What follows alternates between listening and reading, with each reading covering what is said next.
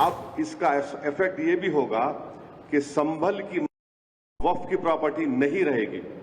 मैं direct challenge कर रहा हूं भारत के प्रधानमंत्री को कि आप, मेरा सवाल आपसे है, आप जब अमेंडमेंट ये ला चुके हैं, कानून बना चुके, तो क्या संभल की मस्जिद अब वक्फ की प्रॉपर्टी रहेगी?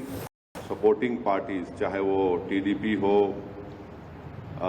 जेडीयू की नीतीश कुमार हो, चिराग पासवान हो, जयंत चौधरी हो, मांझी साहब हो, या फिर कुमारस्वामी हो, तो इनकी सपोर्ट से बीजेपी ने एक काले कानून को बनाया है और ये इस बात को बताता है कि मुसलमानों पर बीजेपी उनको शक की निगाहों से देखती है। और इसलिए देखती है क्योंकि हिंदू धर्म के एंडोमेंट बोर्ड में, जैन धर्म के एंडोमेंट बोर्ड में, सिख धर्म के एंडोमेंट बोर्ड में यहाँ पर सिर्फ उन्हीं के मजहब का मानने वाला उसका मेंबर बन सकता है। इन धर्म के बोर्डों में लिमिटेशन एक्ट अप्लाई नहीं होता। इन धर्मों में बाय यूसेज वो उस धर्म की प्रॉपर्टी बन सकती है और इन धर्म के बोर्डों में दूसरे धर्म के मानने वाला भी उनको अपनी प्रॉपर्टी दे सकता है। ये तमाम चीजें इस अमेंडमेंट बिल के जरिए नरेंद्र मोदी की सरकार ने मुसलमानों के इस धर्म के बोर्ड से छीन ली है।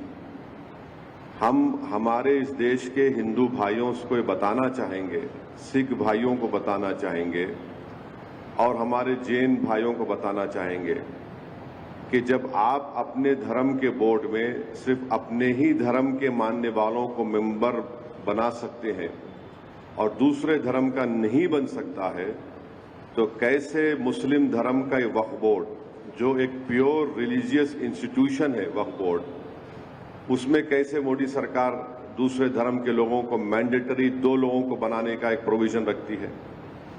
और जब आपके पास लिमिटेशन एक्ट अप्लाई नहीं होता है, जिसके जरिए से अगर हिंदू एंडोमेंट बोर्ड की प्रॉपर्टी पर, जैन धर्म की प्रॉपर्टी के ऊपर, गुरुद्वारा प्रबंधक कमेटी की प्रॉपर्टी के ऊपर अगर कोई नाजायज कब्जा करता है तो उसको आप कभी भी निकाल सकते हैं। वो मुस्लिम धर्म के एंडोमेंट बोर्ड पर लिमिटेशन एक्ट अप्लाई करके नरेंद्र मोदी की सरकार एंक्रोचर को मालिक बनाना चाह रही है एडवर्स पोजेशन की बुनियाद पर। और फिर आर्टिकल 26 के तहत हर रिलीजियस डिनोमिनेशन को अपने रिलीजियस चैरिटेबल ऑर्गेनाइजेशन बनाने का इख्तियार मिलता है, उसको एडमिनिस्टर करने का इख्तियार मिलता है और मूवेबल और इमूवेबल प्रॉपर्टीज को हासिल करने का इख्तियार मिलता है।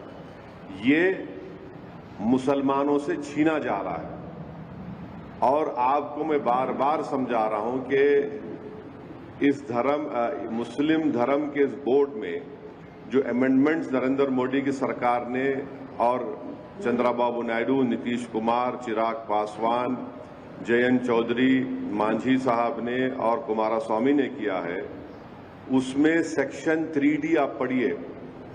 सेक्शन 3D को जब पार्लियामेंट में ये बिल डिबेट हो रहा था, उसको बुज़दिली से अमेंडमेंट को पेश किया गया और अमेंडमेंट क्या बोलता है कि जो भी मस्जिद, दरगाह, खानखा, आशुरखाने, इमाम बाड़े लॉजिकल ऑफ इंडिया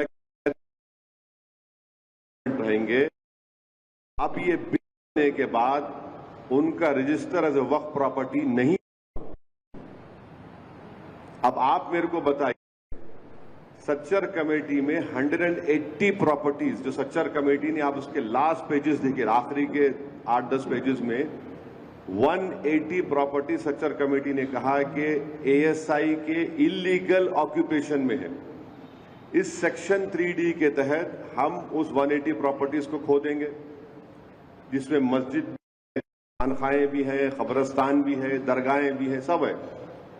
अब इसका इफेक्ट ये भी होगा कि संभल की वक्फ की प्रॉपर्टी नहीं रहेगी। मैं डायरेक्ट चैलेंज कर रहा हूं भारत के प्रधानमंत्री को कि आप, मेरा सवाल आपसे है, आप जब अमेंडमेंट ये ला चुके हैं, कानून बना चुके, तो क्या संभल की मस्जिद वक्फ की प्रॉपर्टी रहेगी? क्या ज्ञानवापी की मस्जिद वक्फ की प्रॉपर्टी कहलाएगी? क्या मथुरा की मस्जिद वक्फ की प्रॉपर्टी कहलाएगी?